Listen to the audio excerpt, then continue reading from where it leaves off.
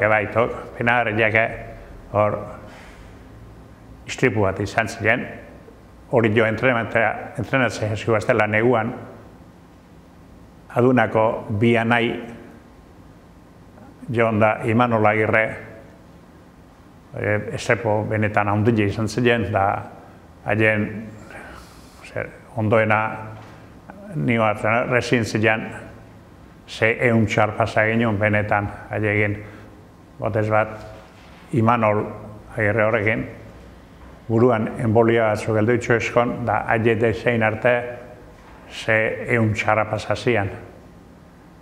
Ni ordon ez autoniskin be gurasoak, benetan, aipagarriak, benetan, haiek pentsatzen aitar zelan intzun, hainbeste gauetan seminei biez eta gota gineziatzen, pixkat bere honea tortzen motile, ala bere honea torri guan da, oso ondo zabile gaur egun, olakoak, honetakoak, goatzeitok, txarretakoak ez goatu inber, noizik eta hain, ez du hona, baina horiek hor gelditzeitok.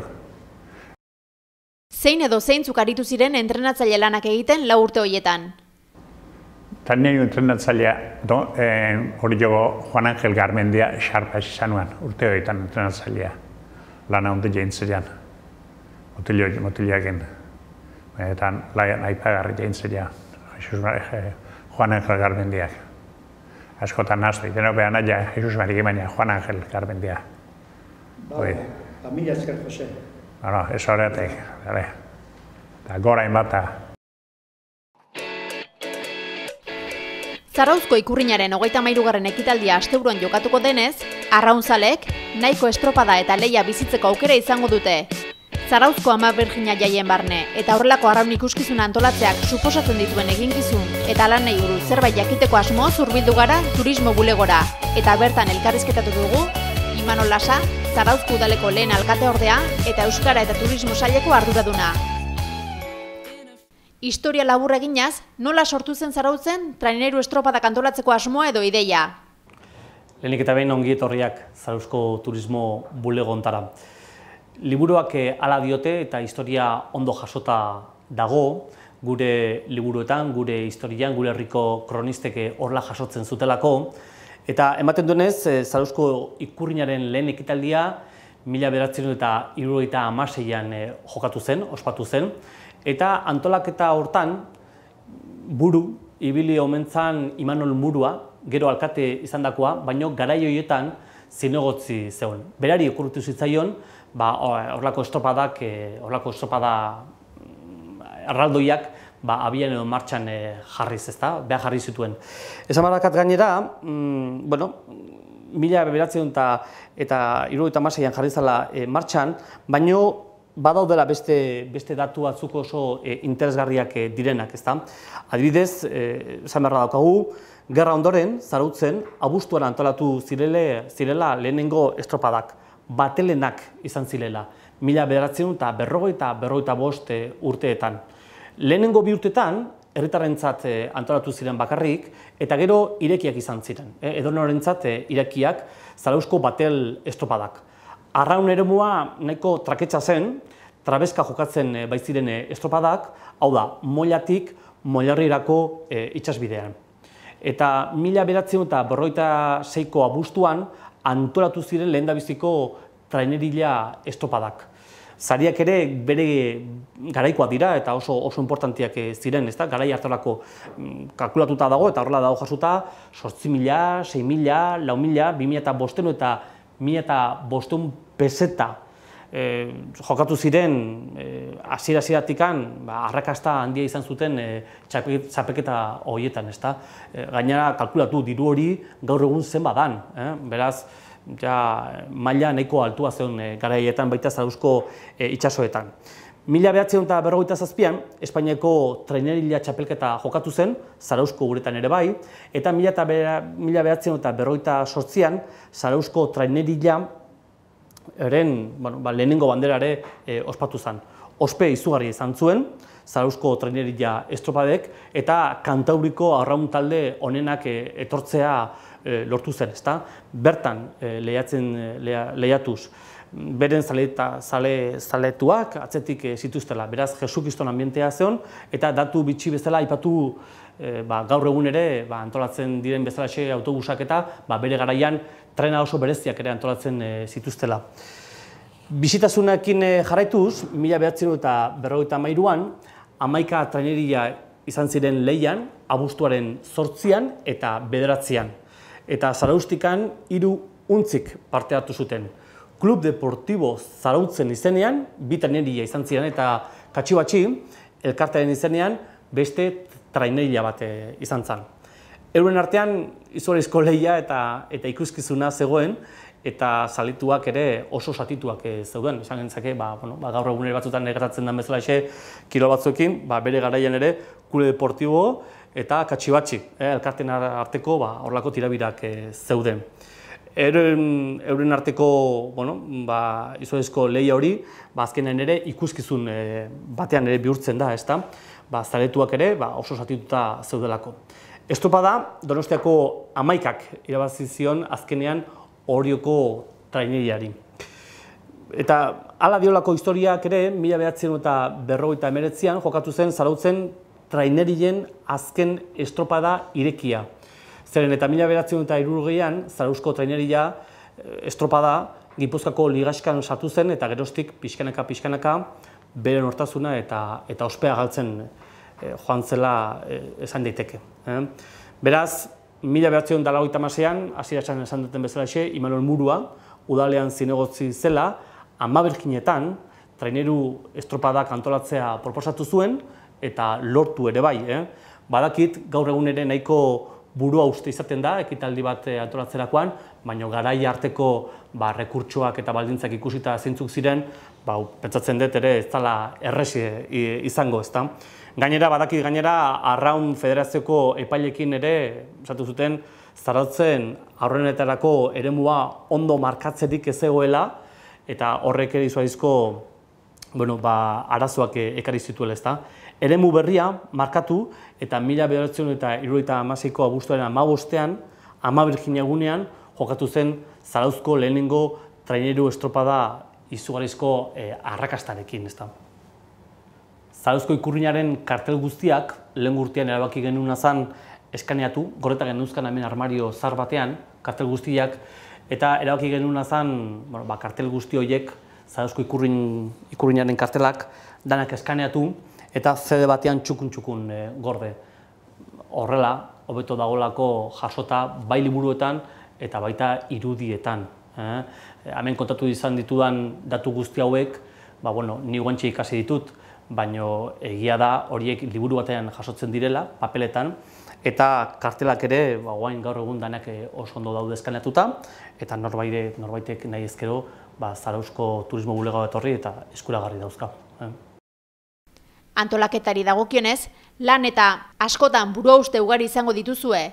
Orokorrean, zein lan egin eta koordinatu behar izaten dira turismo bulegotik? Egia da, nik Zarauzko turismo bulegoan azkenengo 4 urteak eta mazkitela, ezta?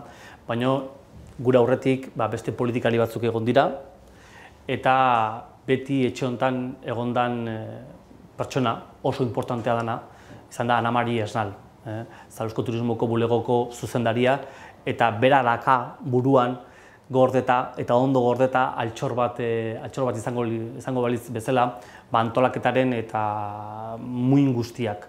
Beraz, bere esku egoten da, baina egia da, gaur egun guretzako buruhausterik nabariena importantena izaten dena da segurtasuna bermatu. Jende asko ibiltzen da, eta gauzak ondo antolatzeaz aparte, momentu honetan gure buruhauste importantena da, han dabilen jende guztia, ondo, lasai ibiltzea. Eta antolatuta dagoen gauz guzti horiek ere, primeran ateratzea. Guia saiatzen geha, ezta? Azkenean ere telebista bat izaten dugu, oso importantea dira Zaraustikan kanpora irudikatzen dugun gure barruko antolaketa eta gure herrian nolakoa dan, baina, hortaz aparte egia da, Zarauzko aurren elkartearekin ere batera, lan nahiko txukun egiten dugula guztiago antolatzen. Aipatu duzu ikusleen segurtasuna bermatu nahi duzuela. Horrek suposatzen du Zarautz eta Getaria arteko errepidea ixtea, arazo eta buruhauste handienak ekarriz gai honek. Bueno, egia da, zaletasuna gero eta handiagoa dela, zarauztarrak gero eta gehiago sentitzen dugula arrauna, eta beraz, horrek esan nahi du, gero eta jende gehiago etortzen dela, ezta? Ondo pasatzera, eta bakoitza bere taldeari animoak ematera. Horrek eskatzen duena da, gure Zarauzko Getariako karretera hori moztea. Eta hemen esan dezaket, lehenengo eta behin, eskerrak eman gure herriko herriari, Getaiari. Berarentzako ez da debaldeko kontu bat, bi egunetan karretera iztea, ez da. Beraz, segurtasuna mantenduz, hau da, autobusak, edo bomberoak, edo ambulantziak pasatzeko aukerak emanez, guk egiten duguna da, itxi segurtasuna mantentzeko. Eta horrekin batera, edozein espektakulu bezala, azken batean kirol espektakulu batez aige hitziten, ondo txukun, bere gradakin, bere banderakin, kamarak ere bere lekua behar dute, jendeak ere eroso sentitzeko ere lekua behar du. Elbarrituak ere, bereintzako ere leku bat jartzen dugu, komunak ere hortxe daude. Badakit bere garaian, hala nola egiten ziela gauzak, baina urte pasatzearen poderioz, danok saiatzen gera, gero eta hobeto antolatzen gauzak. 2009 urtean, San Mikel Ligako antolakuntza honenaren saria jaso zenuten. Zer suposatzen du horrelako saria jasotzeak? Guretzako izugarrizko postazun izan zen, ezta?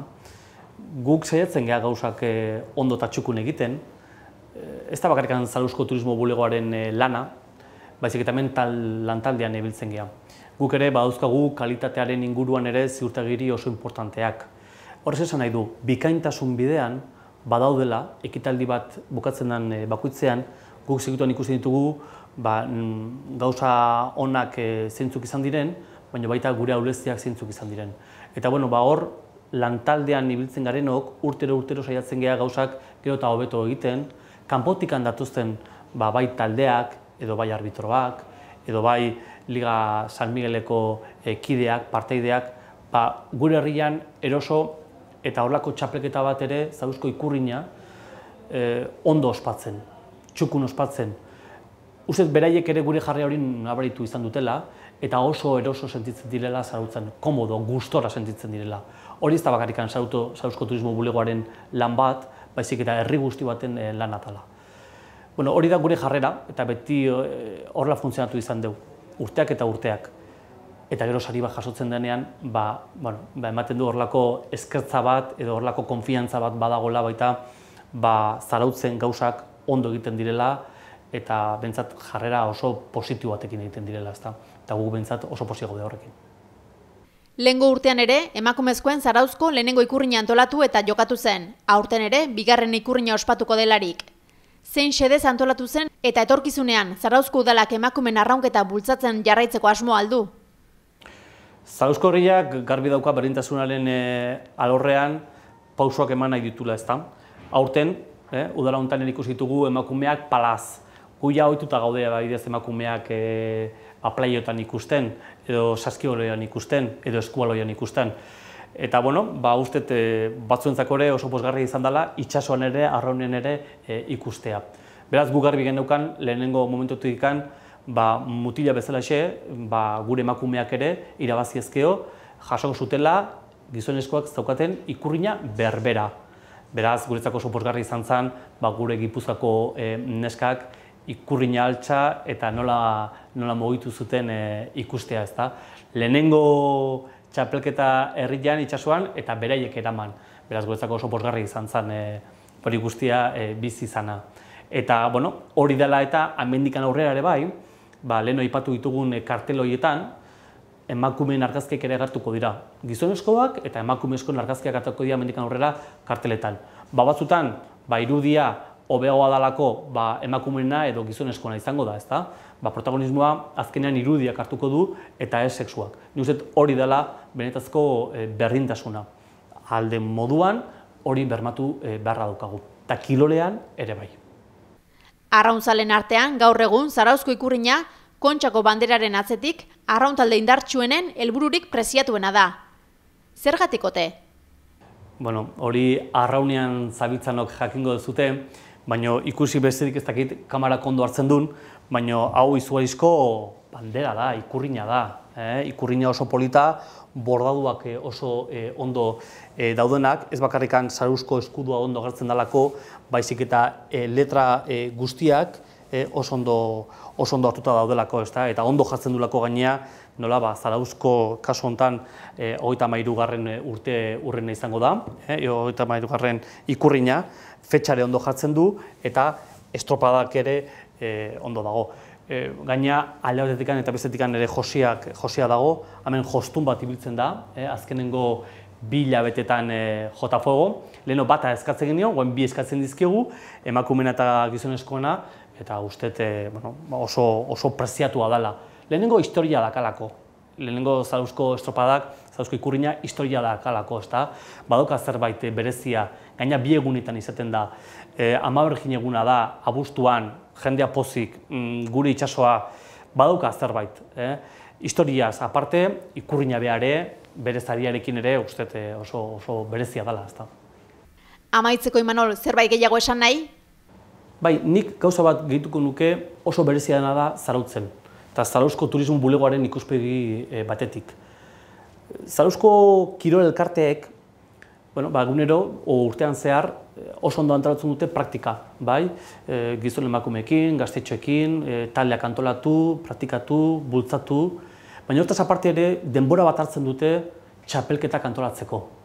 Ziklistak Zarautz Gernika Zarautz, edo futbolean playeruak, edo saskeboloia, edo eskubaloia, arterofiliakoak ere malekoira ataratzen dira, kirol hori zerran jendeari jakinarazteko.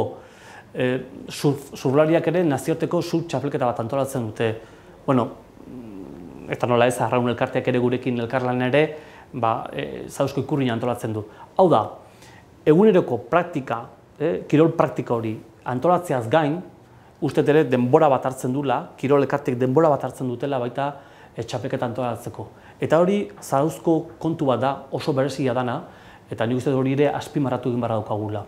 Zarauztarrauntzako eta kanpotikan gurekin uda edo neguan ere, horrelako praktikak antolatzen direnean, uste sasoi eta hori ere asko eskatzen dutela, kanpotikan ere. Zarauzko ikurrinaren 33. ekitaldia jokatuko da Zarauzko uretan asteburu honetan. Beraz, badakizue, arraunaz gozatzeko aukera aparta duzue, larunbatean arratsaldeko 5:00 eta igandean 11:00 aurrera. Gainera, larunbatean 12:00 ARC 2. mailako Zarauzko Arraun Elkartearen lehenengo sari